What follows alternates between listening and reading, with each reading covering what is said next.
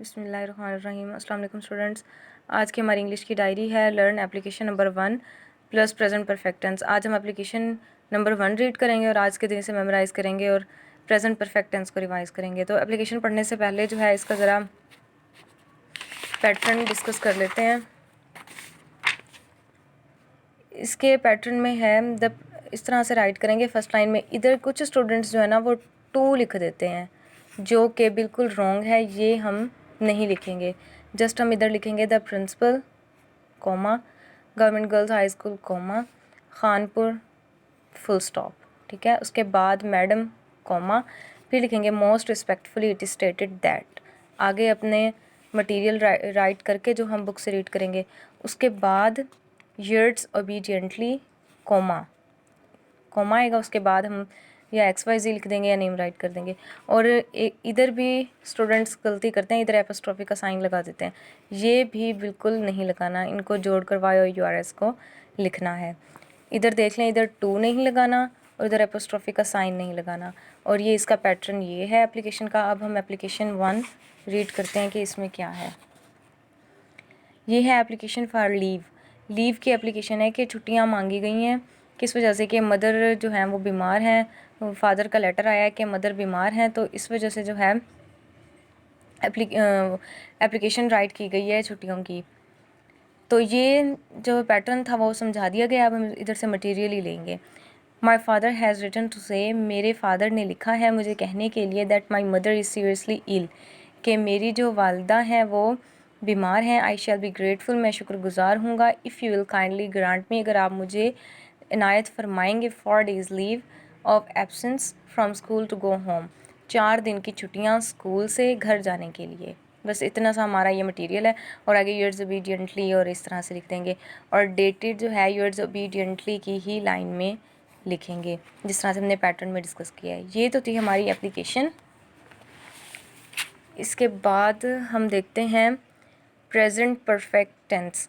तो परफेक्ट का मतलब क्या होता है और प्रेजेंट का मतलब क्या होता है। प्रेजेंट तो कहते हैं मौजूदा ज़माने में, परफेक्ट कहते हैं किसी भी काम का मुकम्मल होना, कंप्लीट होना, क्लोज़ होना, फिनिश होना, वाइंड अप होना, यानी किसी भी काम का मुकम्मल होना जाहिर करता है परफेक्ट टेंस। और ये प्रेजेंट परफेक्ट है, तो इसका मतलब ये है कि जो काम मुकम्मल हुआ है, क्लोज़ हुआ है, फिनिश हुआ है, वाइंड अप हुआ है प्रेजेंट टाइम में, मौजूदा ज़माने में ख़त्म हुआ है, तो उसको क्या कहेंगे, प्रेजेंट परफेक्ट टेंस कहेंगे। यानी किसी भी काम का मुकम्मल होना जाहिर करता है और मुकम्मल किस ज़माने में हुआ, प्रेजेंट टाइम में हुआ, यानी मौजूदा ज़माने में हुआ, फ़ेल हाल में हुआ, तो फिर इसको क्या कहेंगे, प्रेजेंट परफेक्ट कहेंगे। तो प्रेजेंट परफेक्ट का ये देख लें कि किसी भी काम का मुकम्मल होना जाहिर करता है। उसके बाद इसका स्ट्रक्चर क्या है। स्ट्रक्चर इसका है सब्जेक्ट प्लस हैज़ हैव, इसके हेल्पिंग वर्ब हैं।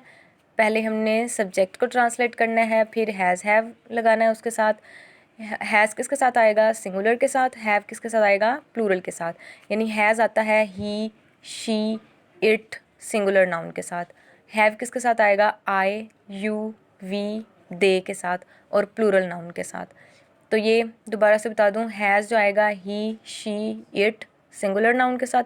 हैव आएगा I, you, we, they, plural noun के साथ।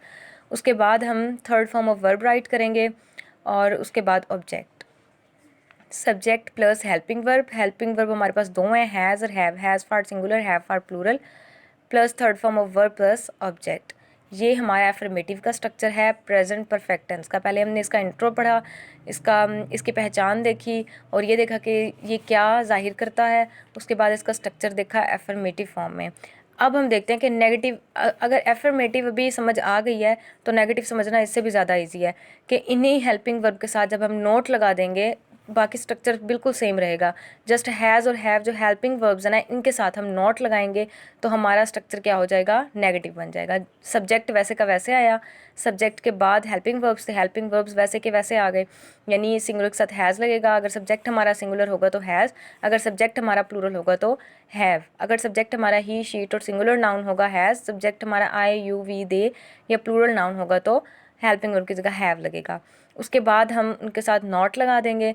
नॉट लगाने के बाद भी जैसे आगे स्ट्रक्चर था सेम वैसे third form of verb plus object आ जाएगा। तो ये हमारा स्ट्रक्चर किसका बन जाएगा, नेगेटिव का। Subject plus helping verb plus not plus third form of verb plus object, ये नेगेटिव का स्ट्रक्चर बन जाएगा।